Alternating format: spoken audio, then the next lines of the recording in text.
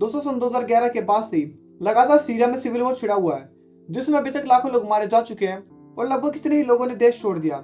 1970 के बाद से सीरिया में हाफिज अल असद का राज था, पर सन 2000 में इनकी मौत हो जाती है और नया प्रेसिडेंट बनने का बेटा बशर अल असद, जो कि एक शिया मुस्लिम है। पर सीरिया की 75% पॉपुलेशन सुन्नी मुस्लिम है। अब सन 2006 के बाद से अरब वर्ल्ड में अरब स्प्रिंग चल रही थी, जिसमें लोगों ने तानाशाह को मारकर उनकी जगह डेमोक्रेसी एस्टेब्लिश करी, पर नाम मात्र की, क्योंकि अभी भी यहाँ पर राजाओं का राज था। अब इसी बात से बशर काफी ज्यादा डरा हुआ था, क्योंकि तो शिया था और दूसरा उसकी जो पॉलिसीज थी वो भी काफी ज्यादा खतरनाक थी। और इसी कारण उसने अपनी मिलिट्री को हाई अलर्ट पर रखा कि छोटी से छोटी बातों पर ध्यान दिया जाए। और उसकी ही गलती उसके ऊपर भारी पड़ने वाली थी, क्योंकि 14 साल के लड़के ने दीवार पर एक ऐसी बात लिख दी जिसने पूरे सीरिया में कभी न थमने वाली सिविल वॉर को जन्म दे दिया।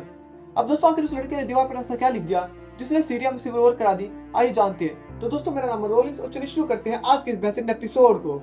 We're following a dramatic shift in the Syrian civil war this morning. Over the weekend, rebel fighters took control of most of Aleppo. That is the country's second largest city, and they did it in a lightning assault. President Bashar al-Assad's regime has responded with airstrikes backed by Russia. The nearly 14 years long war has claimed hundreds of thousands of lives and until recently was locked in a stalemate. अब दोस्तों India के waste में है Syria, जो कि एक Sunni Muslim country है, पर यहाँ पर सरकार बशर अल असद की है, जो कि एक शिया मुस्लिम है। और उसने अपनी पार्टी में जितने बड़े पद हैं वो सारे शिया लोगों को दे रखे हैं। पर 1970 के बाद से यहाँ पर हाफिज अल असद का राज है, जो कि एक सीनियर एयरफोर्स के कमांडर थे, पर उन्होंने यहाँ पर सत्ता पलट करके खुद को देश का राष्ट्रपति घोषित कर दिया। अब बशर के फादर को भी पता था कि ये सब ज्यादा दिनों तक नहीं चलने वाला, क्योंकि जो सीरिया की 75% पॉपुलेशन थी वो सुन्नी मुस्लिम है और देश सवेर कोई ना कोई सुन्नी पार्टी खड़ी होगी जो कि उनको चैलेंज करेगी। तो उसके लिए उन्होंने सारे ऑप्शंस को खत्म कर दिया। उन्होंने देश के संविधान को बदल दिया और यहाँ पर आर्मी और जो मीडिया थी उसको अपने कंट्रोल में ले लिया और उसके बाद जितने भी सुन्नी एरिया से वहां पर अपनी सर्वेलेंस को हद से ज्यादा बढ़ा दिया ताकि इन लोगों को दबाया जा सके। अब इसके बाद सन 2006 में हाफिज अल असद की मौत हो गई और उनका बेटा बशर अल असद देश का नया प्रेसिडेंट बना। अब लोगों को लग रहा था कि जो बशर है वो शायद देश में तरक्की लाएगा, पर वो पूरी तरह से गलत थे, क्योंकि जो बशर था उसने भी अपने फादर की पॉलिसीज को आगे कंटिन्यू किया। अब सन 2006 में देश में भारी सूखा पड़ता है, जिसके कारण लोग गरीबी और भुखमरी का शिकार होने लगे। अब लोगों को लग रहा था कि शायद बशर उनकी कुछ मदद करेगा, पर ऐसा कुछ भी नहीं हुआ। और इसी टाइम पर जो अरब वर्ल्ड था उसमें अरब स्प्रिंग चल रही थी, जिसमें लोगों ने तानाशाह को मारकर उनकी जगह इलेक्शन करवाए। और अब यही डर बशर को भी था कि कहीं जो अरब स्प्रिंग की आंधी है वो उसके दरवाजे पर न पहुंच जाए। तो इसीलिए उसने अपनी आर्मी को हाई अलर्ट पर रखा और छोटे से छोटे रिवोल्ट को दबाने को कहा ताकि कोई बड़ा रिवोल्ट खड़ा ना हो सके। अब जो बशर था उसका डरने का सबसे बड़ा कारण ये था क्योंकि तो शिया मुस्लिम था और दूसरा सीरिया में लगातार भुखमरी बढ़ती जा रही थी। अब जब बशर था उसको पता था कि अगर ये अरब स्प्रिंग उसके दरवाजे पर पहुंच गए तो उसका बचना लगभग इम्पॉसिबल है, क्योंकि उसका सबसे बड़ा कारण था कि वो एक शिया मुस्लिम था। दोस्तों सीरिया में एक दारा नाम की जगह है जहाँ से थोड़ी दूर एक अल कुमारी मस्जिद है और इससे थोड़ी दूर एक स्कूल पढ़ता है, जिसकी क्लास 7 में एक 14 साल लड़का मुआविया सियासी ने पढ़ता था। उसने अपनी दीवार पर कुछ ऐसा लिख दिया जिसके आग में सीरिया तक जल रहा है। 26 फरवरी 2011 के दिन मुआविया सियासी ने अपने 14 दोस्तों के साथ अरब स्प्रिंग के बारे में सुन रहा था और इसी से इन्फ्लुएंस होकर उसने अपनी स्कूल की दीवार पर अरेबिक में लिख दिया, इट्स योर टर्न डॉक्टर। अब मुआविया को भी पता नहीं था कि उसने कितना बड़ा खतरा मोल ले लिया है और उसने सेम डे सारी बातें अपने घर आकर अपने फादर को बताई। तो उसके फादर काफी ज्यादा परेशान हो गए, क्योंकि उन्हें पता था कि अब गवर्नमेंट कुछ बड़ा एक्शन लेगी। अब इससे पहले मुआविया का फादर कुछ भी कर पाता, इस दीवार को काफी सारे लोगों ने देख लिया। अब इसके बाद जो आतिफ नजीब था वो अपनी फोर्स को लेकर गांव में पहुंच गया और वहां पर जाकर पूछताछ करने लगा कि आखिर यहाँ पर एक सब किसने लिखा है, पर किसी भी ने भी मुआविया का नाम नहीं लिया। तो उसके बाद उसने 15 बच्चों को उन्हीं के घर से अरेस्ट कर लिया, जिसमें मुआविया भी शामिल था। वही सभी बच्चों को अपने पास साथ अपने जेल ले गया और वहां पर जाकर सभी को टॉर्चर करने लगा। उसने इन सभी बच्चों को उल्टा लटका दिया, जिसके बाद उसने इन सभी बच्चों के नाखून उखाड़ दिए और इन सभी बच्चों को पानी में डालकर इनको बिजली के झटके देने शुरू कर दिए ताकि वो क्यूज को पकड़ सके। अब इसके बाद इन बच्चों के पेरेंट्स ने पुलिस स्टेशन जाकर अपने बच्चों की रिहाई की मांग करी, पर पुलिस वालों ने साफ साफ मना कर दिया। उन्होंने कहा कि अपने घर जाओ और बच्चे पैदा करो और इन बच्चों को भूल जाओ, और अगर ना कर सको तो अपनी औरतों को हमारे पास छोड़ दो ताकि हम बच्चे पैदा कर सके। और ये बातें सुनने के बाद जो लोग थे उनको काफी ज्यादा गुस्सा आया, तो उन्होंने प्रोटेस्ट करने शुरू कर दिए। और ये प्रोटेस्ट बिल्कुल शांतिपूर्ण थे, क्योंकि उन्हें पता था कि अगर उन्होंने थोड़ी बहुत वायलेंस करी तो जो सरकार है वो उन्हें पूरी तरह से कुचल कर रख देगी। अब यहाँ पर सरकार जानती थी कि अगर इन लोगों को रिहा कर दिया गया तो आगे ये प्रोटेस्ट और भी ज्यादा होंगे। तो उन्होंने मिसाल कायम करने के लिए जितने भी प्रोटेस्टर थे उनको अरेस्ट करना शुरू कर दिया और उनको और भी ज्यादा टॉर्चर करना शुरू कर दिया ताकि वो एक मिसाल कायम कर सके, ताकि कोई भी खिलाफ कुछ भी ना बोले। अब इसके बाद ये खबर पूरी सीरिया में आग की तरफ फैल गई कि सीरिया की जो गवर्नमेंट है वो दारा में क्या क्या कर रही है। तो लोगों को काफी ज्यादा गुस्सा आया, तो लोगों ने दमस्कस, अलेप्पो, लटाकिया, हामा और होम्स में प्रोटेस्ट शुरू कर दिए। मतलब एक छोटा सा प्रोटेस्ट जो कि दारा तक सीमित था और वो पूरे सीरिया में आग की तरफ फैल गया और लोगों ने बच्चों की रिहाई की मांग तेज कर दी। अब इसके बाद जो बशर था वो समझ गया कि बच्चों को अरेस्ट करना भारी पड़ गया है, तो उसने बच्चों को रिहा कर दिया। पर जब बच्चे 45 दिनों बाद बाहर आए तो लोगों को यकीन नहीं हुआ कि आखिर कोई इन बच्चों के साथ ऐसा कैसे कर सकता है, क्योंकि जितने 15 बच्चे थे वो अपने पैरों पर खड़े नहीं हो पा रहे थे। इनकी हाथ और पैर के जो नाखून थे वो पूरी तरह से गायब थे और लोग समझ गए कि यहाँ पर इनको क्या क्या किया गया होगा। और उसके बाद बच्चों ने अपनी पूरी स्टोरी बताई कि इनके साथ क्या क्या किया गया।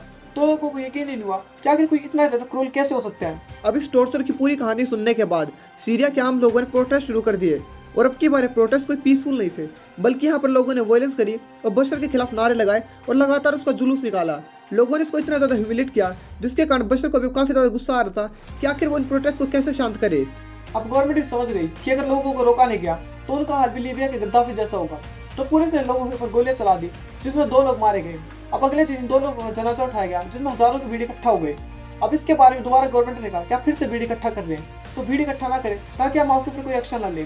पर अब की बार जनता भड़क गई तो बशर ने अपनी मिलिट्री को ऑर्डर दिया चाहे कुछ भी करो पर जो प्रोटेस्ट उसको पूरी तरह से खत्म कर दो। अब जो आर्मी थी उसने सड़कों के ऊपर टैंक और हेलीकॉप्टर उतार दिए, लोगों के ऊपर नॉन स्टॉप फायरिंग शुरू कर दी जिसमें 100 से भी ज्यादा लोग मारे गए। अब जो प्रोटेस्ट केवल 10 शहरों तक चल रहा था और वो 20 शहरों में पहुंच चुका था और इसके बाद जो बशर था वो भी काफी ज्यादा प्रेशर में आ चुका था। लोगों ने बशर के ऊपर प्रेशर बनाना शुरू कर दिया ताकि अपनी कुर्सी से स्टेप डाउन कर जाए, पर बशर ने साफ साफ मना कर दिया क्योंकि उसे पता था कि अगर उसने स्टेप डाउन किया तो उसका मरना तय है। अब आए दिन लोगों और फौज के बीच झड़प होने लगी जिसमें ऑब्वियस सी बात है कि जो सिविलियन थे उनको ज्यादा डैमेज हो रहा था क्योंकि जो फौज थी उसके पास हाईटेक हथियार थे। अब जो लोग भी झड़प में घायल होते थे वो पास के हॉस्पिटल जाते थे जहाँ से जो फौज थी उन्हें उठा लेती थी और बाद में उन्हें बहुत बुरी तरह से टॉर्चर करती थी। इन लोगों ने हॉस्पिटल जाना बंद कर दिया और जो अल कुमारी मस्जिद थी उसमें अपना ट्रीटमेंट लेने लगे। पर इसके बारे में फौज को पता चल गया तो उन्होंने इस मस्जिद के ऊपर अटैक कर दिया जिसमें काफी सारे लोग मारे गए। अब इस हमले का पूरे सीरिया के लोगों ने विरोध किया। लोगों के मन में बगावत की बात आ चुकी थी जिसके कारण सन 2011 आते आते पूरे सीरिया में सिविल वॉर की आग भड़क चुकी थी। अब तक इन हमलों में हजारों लोगों की मौत हो चुकी थी जिसके कारण आर्मी ने लोगों के ऊपर फायरिंग करने से मना कर दिया, जिसके कारण सरकार और आर्मी में भी दूरियां बनने लगी थी। अब यहाँ पर एक महलू नाम का बंदा था जो कि जो सीरियन आर्मी थी उसमें चार्टर्ड अकाउंटेंट था। उसने अपनी नौकरी को छोड़ दिया और लोगों के साथ मिलकर सरकार के खिलाफ लड़ने की प्लानिंग शुरू कर दी। उसने 15 लोगों की टीम बनाई जिसके कारण वो सरकार के ऊपर अटैक करता था और बाद में 29 जुलाई 2011 को उसने सारी यूनिट्स को एक ऑफिशियली नाम दिया फ्री सीरियन आर्मी। अब इस फ्री सीरियन आर्मी में काफी सारे देशों को अपॉर्चुनिटी दिखी और बाकी सारे जितने सुन्नी मुस्लिम देश थे उन्होंने इसको सपोर्ट करना शुरू कर दिया ताकि वो बशर को पावर से हटा सके। अब यहाँ पर काफी सारे लोगों ने इससे जुड़ना शुरू कर दिया और लगभग 1000 से ज्यादा जो छोटे छोटे एक्सट्रीमिस्ट ग्रुप थे उन्होंने फ्री सीरियन आर्मी के साथ जुड़ना शुरू कर दिया जिससे जो फ्री सीरियन आर्मी थी वो काफी ज्यादा पावरफुल हो गई। अब इसके बाद यहाँ पर जो ISI थी उसको अपॉर्चुनिटी दिखती है तो उन्होंने सीरिया को मदद करना शुरू कर दिया और उनके लड़ाके अलग अलग देशों से सीरिया पहुंचने लगे। पहले जो ISI थी उसने बाद में अपना नाम बदल दिया जो कि था ISIS यानी कि Islamic state of Iraq and Syria. अब यहाँ पर सीरियन गवर्नमेंट पूरी तरह से फंस चुकी थी क्योंकि लोगों के पास ISIS का सपोर्ट था, साथ ही जितने भी सुन्नी मुस्लिम देश थे उन्हें बाहर से सपोर्ट कर रहे थे। अब ये जितने भी ISIS के आतंकी होते हैं वो गुरिल्ला वॉरफेयर में एक्सपर्ट होते हैं और इस सरकार को धमकाने लगते हैं, जिसके बाद अब जो अलेप्पो और दमिश्क जैसे शहर थे अब इनके ऊपर आतंकियों का कब्जा हो चुका था। अब यहाँ पर एक नया फ्रंट खुल चुका था जो कि था कुर्दी लोगों का, जो कि यहाँ पर बड़ी संख्या में रहते थे जिन्हें कि बार बार लोगों द्वारा दबाया जा रहा था ताकि वो अपना एक अलग देश ना बना सके। अब यहाँ पर एक कुर्दिश लोगों के लिए सबसे बड़ी गोल्डन अपॉर्चुनिटी थी क्योंकि इस टाइम पर सीरियन गवर्नमेंट पूरी तरह से बैकफुट पर थी और अब सीरियन गवर्नमेंट भी समझ गई कि बात उनके हाथ से पूरी तरह से निकल चुकी है क्योंकि इसी सेम टाइम पर 4 अलग अलग ताकतें जिसमें ISIS, free Syrian army, Kurdish forces और सीरियन गवर्नमेंट आपस में लड़ रही थी ताकि वो अपने फायदे निकाल सके। अब यहाँ पर अलग अलग सुपर पावर्स जिसमें अमेरिका, रशिया, इजराइल, तुर्की और बाकी सारे अलग अलग देश शामिल थे वो इनको सपोर्ट करना शुरू कर देते हैं ताकि वो अपने अपने फायदे निकाल सके, जिससे सीरिया में कुछ ऐसी जंग शुरू होती है जिसने पूरी दुनिया को दहला दिया, जिसमें अमेरिका, रशिया, ईरान, कुवैत और काफी सारे अलग अलग देश एक दूसरे के आमने सामने खड़े हो गए। अब जो बशर है वो एक शिया मुस्लिम है तो उसको पावर से हटाने के लिए सऊदी अरेबिया और कतर जैसे देशों ने बिलियंस ऑफ डॉलर्स के हथियार सीरिया भेजे। अब जो बशर है वो शिया है तो ईरान भी एक शिया मुस्लिम कंट्री है तो उसने उसको भर भर के सपोर्ट किया ताकि जो शिया मुस्लिम कंट्रीज है उनका डोमिनेंस बना रहे। अब यहाँ पर जो बशर है वो रशिया का काफी अच्छा दोस्त है तो रशिया ने उसकी पूरी मदद करी और वहाँ पर अपने सैनिक तक भेज दिए। अब रशिया के इन्फ्लुएंस को काउंटर करने के लिए अमेरिका ने फ्री सीरियन आर्मी को सपोर्ट करना शुरू कर दिया ताकि वो रशिया के इन्फ्लुएंस को काउंटर कर सके और वहाँ पर अपनी जगह बना सके। अब इसके बाद सारे लोग आपस में लड़ने लगे ताकि अपना इन्फ्लुएंस बना सके, जिसमें बाद में तुर्की, ईरान और भी काफी सारे देश जैसे इजराइल भी शामिल हो गया ताकि वो अपने फायदे निकाल सके, जिसके कारण जो सीरिया वो एक ऐसा बैटल ग्राउंड बन गया जिसको आज तक भी शांत नहीं हुआ है। इसने एक ऐसी सिविल वॉर को कॉम्प्लेक्स कर दिया जो कि कभी भी थमने वाली नहीं है और ये कब थमेगी इसका अंदाजा लगाना लगभग इम्पॉसिबल है क्योंकि अभी दोबारा शुरू हो चुकी है जिसमें भी सैकड़ों लोग मारे जा चुके हैं। अब दोस्तों 18 जुलाई 2012 के दिन रवांडा स्क्वायर में एक सीरिया की हाई लेवल मीटिंग हो रही थी ताकि किसी तरह से इन लोगों को पीस टॉक के लिए तैयार कर लिया जाए।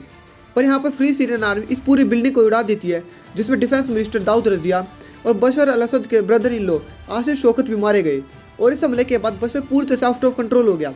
बशर ने भर भर के इन रिबेल्स के ऊपर एयर स्ट्राइक करी, जिसमें हजारों एफएसए के लड़ाके मारे गए। पर सिचुएशन अभी भी काबू में नहीं आई, क्योंकि इनके पीछे भारी ताकतों का हद से ज़्यादा साथ था, जिसमें सऊदी अरेबिया, अमेरिका और कतर जैसे देश मेन थे। अब इसके बाद सीरियन गवर्नमेंट समझ गई कि इस लड़ाई को किसी भी तरह से रोका नहीं जा सकता। तो 21 अगस्त 2013 के दिन पहली बार दोपहर 12:30 बजे और शाम 5 बजे घौटा के ऊपर केमिकल वेपन का यूज किया जाता है, जिसमें लाशें लाइन से बिछा दी जाती हैं, जिसमें हजारों लोग मारे गए। ITV News has obtained the first independent pictures of a devastating attack in eastern Damascus. These shocking images show the aftermath of an alleged chemical attack. Bodies lie amongst the rubble, still holding on to each other, a sign of those trying to escape. It was too late for this family, who were just one of hundreds, if not thousands, killed in the alleged gas attack. On another patch of ground is the remains of a missile, one of those thought to have delivered the poison gas. अब इस chemical attack के बाद पूरी दुनिया के जो human rights वाले थे, वो बशर को वॉर क्रिमिनल डिक्लेयर कर देते हैं और इसको जस्टिस कोर्ट के सामने लाते हैं। पर रशिया और चाइना ने इसे वीटो कर दिया, जिसमें सीरिया को काफी ज्यादा हेल्प मिली। रशिया ने 7 बार इसे वीटो किया, वरना हो सकता था कि सीरिया के ऊपर सैंक्शन लग जाते, मिलिट्री भेजी जाती और बशर को अपनी कुर्सी से स्टेप डाउन करना पड़ता। पर ऐसा कुछ भी नहीं हुआ। अभी एक ऐसा टाइम था जब अमेरिका और रशिया आमने सामने खड़े थे, क्योंकि रशिया को बशर किसी भी कीमत पर चाहिए था, जो कि अमेरिका ISIS के खात्मे के लिए कुछ भी कर सकता था। अब सन 2015 में अर्दोगान भी इस लड़ाई में कूद जाता है, क्योंकि उसका डर था कि जो कुर्दिश लोग हैं वो तुर्की में दंगे शुरू कर दें। अब सीरिया एक देश नहीं बल्कि एक रेसल ग्राउंड बन गया था, जिसमें रूस, अमेरिका, ईरान, तुर्की, Saudi Arabia, Israel, Qatar, China, ISIS, Hezbollah, free Syrian army, Kurd forces और सीरियन गवर्नमेंट आपस में लड़ रही है ताकि वो अपने इंटरेस्ट पूरा कर सके, जिसने सीरिया को एक पूरी तरह खंडर बना दिया है।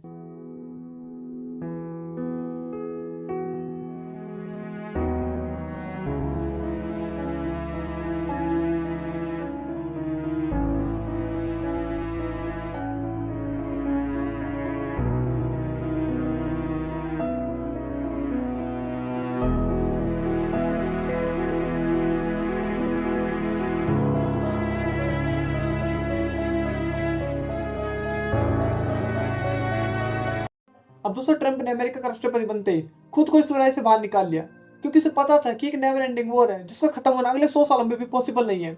अब इसके बाद काफी सारे अलग अलग देश इस लड़ाई से बाहर निकलने की कोशिश करते हैं, पर ऐसा पॉसिबल ही नहीं है, क्योंकि उसमें बुरी तरह से फंस चुके हैं, जिसमें ईरान, रशिया, चाइना और सीरिया जैसे देश शामिल है। अब इस लड़ाई में लगभग आज तक 4.5 लाख से ज्यादा लोग मारे जा चुके हैं और हजारों लोग डिस्प्लेस हो गए, क्योंकि उन्हें पता ही नहीं है कि अब आखिर होना क्या आगे।